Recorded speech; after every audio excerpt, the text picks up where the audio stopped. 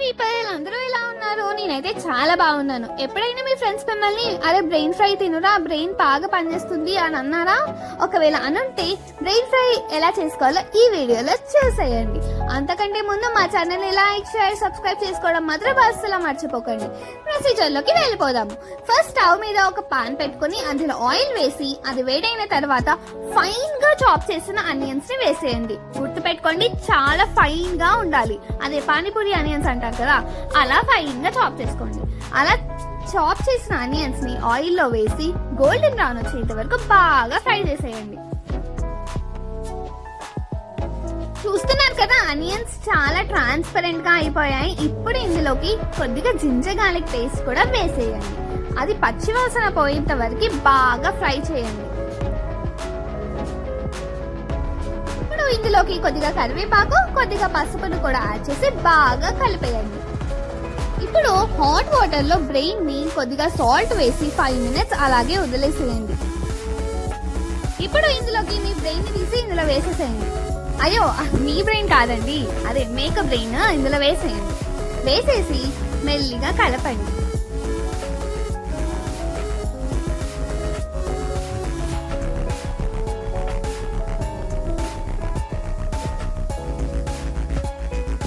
Egg fry లానే కనిపిస్తుంది కదా, కానీ ఇది ఎగ్ ఫ్రై కాదు, బ్రెయిన్ ఫ్రై.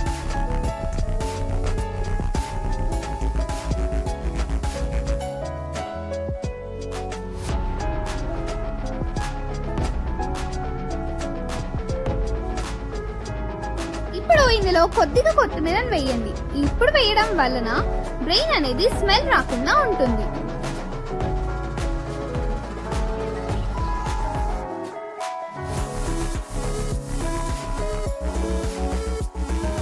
ఇందులోకి 1 టీ స్పూన్ కారం, మీ టేస్ట్ కి తగ్గట్టుగా సాల్ట్, 1 టీ స్పూన్ ధనియాల పొడి, చిటికెడు గరం మసాలా, చిటికెడు ఎవరెస్ట్ చికెన్ మసాలాని వేసేయండి. వేసిన తర్వాత అంతా బాగా కలిపేసేయండి.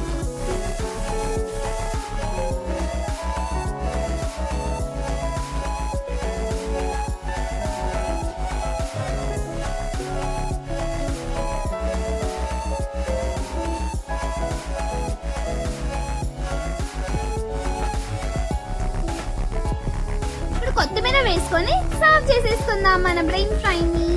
అంతేనండి, మన బ్రెయిన్ ఫ్రై అయితే రెడీ అయిపోయినట్టే. ఈ బ్రెయిన్ ఫ్రై రోటీలోకి అయితే క్రేజీగా ఉంటుంది.